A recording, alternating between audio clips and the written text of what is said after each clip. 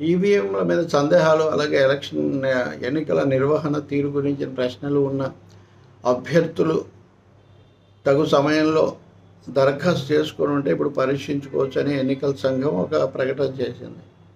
అంటే జూన్ 4న ఫలితాలు వచ్చాయి కదా, అప్పటి నుంచి ఒక వారం రోజుల లోపల మాకు సందేహం ఉందని చెప్పిన వాళ్ళు ఏ ఈవీఎంనైనా దాంట్లో ఉన్న చిప్ను కానీ పరీక్షించుకోవచ్చు అని ఎన్నికల కమిషన్ మొన్న ఒక నోటిఫికేషన్ 16వ తారీఖున జారీ చేసింది.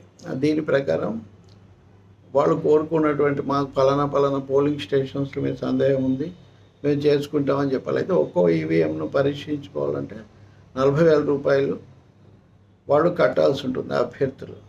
ఈ విధంగా చూస్తే ఎన్నికల సంఘానికి ఒక 8 దరఖాస్తులు ఇదివరకు అందాయి.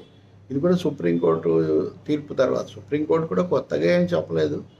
ఎన్నికల సంఘం నిబంధనలు ఎస్ఓపి ప్రకారం పరీక్షించుకోవడానికి, వెరిఫై చేసుకోవడానికి మీకున్న పద్ధతులు, వాటి ప్రకారం మీరు ప్రొసీడ్ అవ్వచ్చు అన్నారు. సో ఇప్పుడు 8 మంది చేశారు. చాలా ఆసక్తికరంగా ఇందులో బీజేపీ వాళ్ళు కూడా ఉన్నారు. బీజేపీ, కాంగ్రెస్, వైసీపీ, బీజేడీ ఇలాంటి పార్టీలు ఉన్నాయి. ఆంధ్రప్రదేశ్ నుంచి ఒక 3 ఉన్నాయి, లోక్సభ ప్లస్ ఒక శాసనసభ కూడా. బీజేడీ కూడా ఒకటి ఉంది. వీటన్నిటినీ వాళ్ళు ఎప్పుడు ఎన్నికల సంఘాన్ని అప్రోచ్ అయితే వాళ్ళు అప్పుడు పెడతారు, దానికి డబ్బులు కూడా కట్టాలి. ఇది ఎంతవరకు వస్తుందని. ఈవీఎంల మీద అలా వచ్చిన రకరకాల ప్రశ్నలు, ఎన్నికల సంఘం ఓట్ల తేడా గురించి చెప్పకపోవటం, ఇవి అలాగే కొనసాగుతున్నాయి.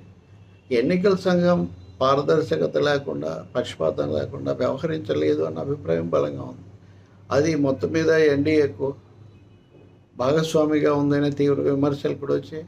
బీజేపీకి ఈ మాత్రం కూడా స్థానాలు వచ్చి ఉండేవి కాదు, ఈసీ కనుక మరింత ఖచ్చితంగా వ్యవహరించి ఉంటే. అది ప్రచారంలో బీజేపీ వాళ్ళు ఉపయోగించిన కవ్వింపు భాషలు, లేకపోతే వాటిని అరికట్టడంలో కానీ, అక్కడికి మోదీకి ప్రధానికి కూడా నోటీస్ ఇవ్వకుండా నడ్డాకి ఇచ్చి అదే నోటీస్ అందరికి కూడా పంపించింది ఎన్నికల సంఘం.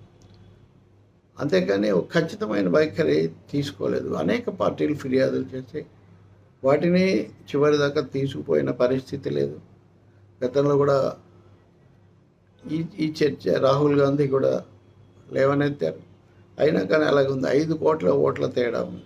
మొదట వేసిన ఓట్లు, తర్వాత లెక్కించినవి, వీటి మధ్య ఈ తేడా ఎక్కడి నుంచి వచ్చింది, ఎందుకన్న దాన్ని కూడా ఎన్నికల సంఘం ఇంతవరకు చెప్పలేదు. కోర్టు కూడా, సుప్రీంకోర్టు, ఎన్నికల సంఘం రాజ్యాంగబద్ధమైంది కాబట్టి ఎన్నికల ప్రక్రియ మొదలయ్యాక వాళ్ళు నిర్ణయించుకోవాల్సిందే. రాజ్యాంగ పద్ధతులు కొన్ని సూచనలు మటుకు ఎన్నికల సంఘం సుప్రీంకోర్టు చేస్తుంది. ఇక్కడ వచ్చిన సమస్య ఏంటంటే వీవీప్యాట్, అది అన్నిటికంటే ఆరోగ్యకరమైన, సాంకేతికంగా సాధ్యమైన ప్రక్రియ. ఈ వీవీప్యాట్ పెడితే మేము ఓటు సరిగ్గా పడిందా లేదా అని ఒకసారి వాళ్ళు చూసుకునే అవకాశం ఉంటుంది. మొన్న అమెరికాలో Robert F Kennedy, Elon Musk లేవనెత్తింది కూడా ఇలాంటి అంశం. మస్క్ ఇంకా కొంచెం తీవ్రంగా ఉన్నారు, ఆయనతో అందరూ ఏకీభవించకపోవచ్చు. కానీ రాబర్ట్ కెనడీ మాత్రం వీవీప్యాట్లు ఉండాలి, నా దేశంలో ఓటేసిన ప్రతివాడు వెరిఫై చేసుకునే అవకాశం ఉండాలని మాత్రమే ఆయన అన్నాడు. అది సుప్రీంకోర్టు 5% ఒప్పుకుంటుంది. మొత్తంగా పెట్టగలిగినప్పుడు 5% ఎందుకు పరిమితం అని. పైగా ఇప్పుడున్న వీవీప్యాట్ ముందు ఓటు వేసి వీవీప్యాట్ వెరిఫై చేశాక ఆ ఓటు కంట్రోల్ యూనిట్కి వెళ్తుంది. కానీ దానివల్ల ఉపయోగం తర్వాత కదా అసలు నమోదయ్యేది, రికార్డ్ అయ్యేది.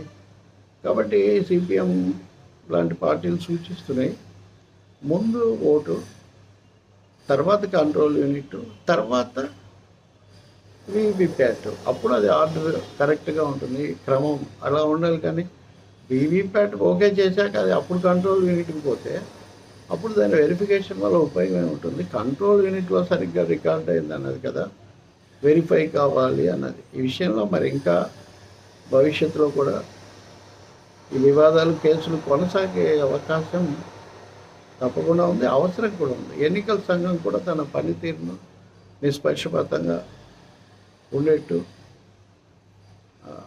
పారదర్శకంగా ఉండేట్టు చూసుకోవాల్సిన అవసరం చాలా కనిపిస్తుంది. తొందరలో శాసనసభ ఎన్నికలు ఇవన్నీ కూడా వస్తాయి కాబట్టి ఇప్పటికైనా వీటిని సవరించుకుంటే మేలు జరుగుతుంది.